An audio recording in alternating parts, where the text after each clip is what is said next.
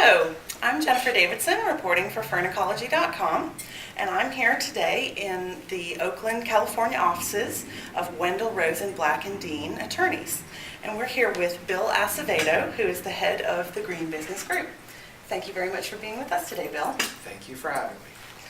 In my research, the reason that I came across you guys is in July 2003, I saw that you became awarded the first law firm in the country to be awarded the green status by a certifying agency, and in this case it was the Bay Area Green Business Program.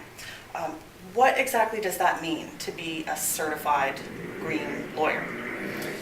Well, we get that question a lot, and the best way to describe it is, it's not that we're certified as green lawyers. Well, we are certified as a green business. So what we have done is we've committed to a higher level of environmental performance for our office. And we do that by managing our energy consumption, managing the resources that we consume, whether it be paper or electricity, water, and also our waste output. So we obviously have higher levels of recycling and composting, trying to minimize our garbage output. That's really what a green business does. And then another component of that program is that you're then actively going out and engaging your community and educating them about what it means to be a green business. Why did you decide to go for certification as a business? Well, we had three primary reasons. One was a validation, if you will. The other one was to demonstrate the leadership in the area that we want to show our community. And then the last one was really to show our commitment to the shared values of our clients and also the greater community at large. So going back to the validation, what we mean by that is that the Bay Area Green Business Program is run by the Association of Bay Area Government. And it's a neutral party. We wanted them to come in and really take a look at what we were doing. You know, for us, it wasn't marketing hyperbole. We weren't trying to do this just to attract clients. We were doing this because we were passionate about the idea of operating in a different way that was more responsive and responsible for the environment. So we wanted someone to come in and really have a neutral eye in terms of what we were trying to achieve. That was important to us. In terms of the leadership component, you know, when we decided to do this, again, it was not a marketing exercise. We didn't have clients that were clamoring for us to be a green business. So when we decided to do it, we were pretty much out on our own.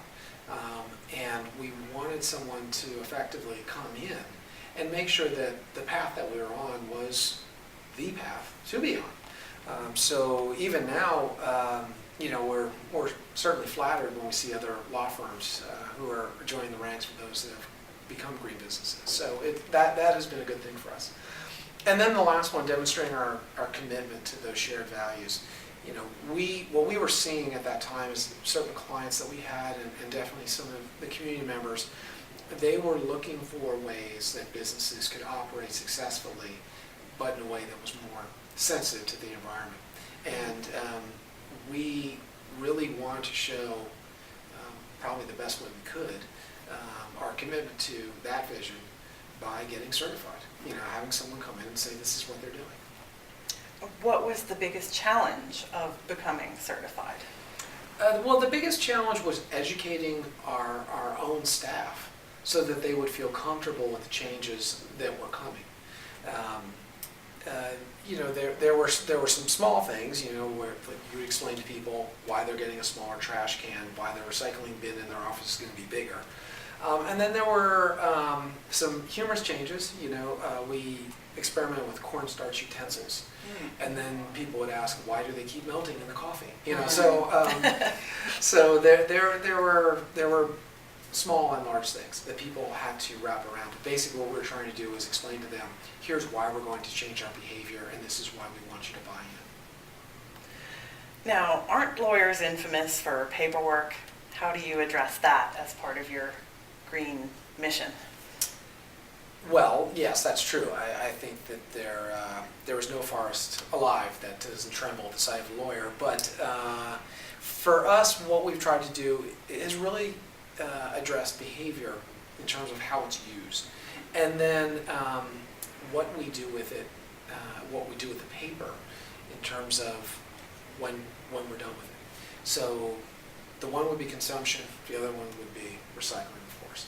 So in terms of the consumption, that's really, the best way I can describe it is we had a pattern of, or a practice of using two types of paper. There would be the fancy bond paper that nobody printed on unless you're really filing something with the court. It had to be final. And then there was this old yellow paper that we would use. It was relatively inexpensive paper, so no one really paid attention too much how many times you printed out a document. And one of the things we tried to address with people was not just from a cost savings perspective, but we were trying to get them to change their behavior. Could you take that document that you're going to print out 3 or 4 times and maybe share it electronically? Could it be a PDF? Could someone mark it up on the system, and you wouldn't have to print that out? If you're going to print it out, rather than printing it out one page, one-sided, double-spaced, let's do that double-sided. These are very easy things to do, but you have to understand you're trying to change the way people have become accustomed to doing things. And then in terms of the paper that we bought, we switched from 30% post-consumer recycled waste paper to 100%. Now 30% is required by the state of California for when we file stuff in the courts. But for us to switch, it was more expensive to go up, if you will, to that. Obviously, we're lawyers, we like a challenge, so we negotiated that price point down. But we had to educate people about the cost of what we're going to do as well. So the inexpensive yellow paper was no more. We have a little more expensive draft paper, so we need to be thoughtful about what we're doing there. And then in terms of how we would use the paper afterwards, yes, it was printed in a way where we had two-sided printing, so there wasn't really a viable use for it again.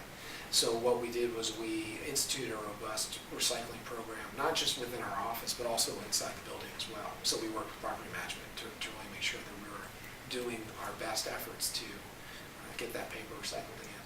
Right.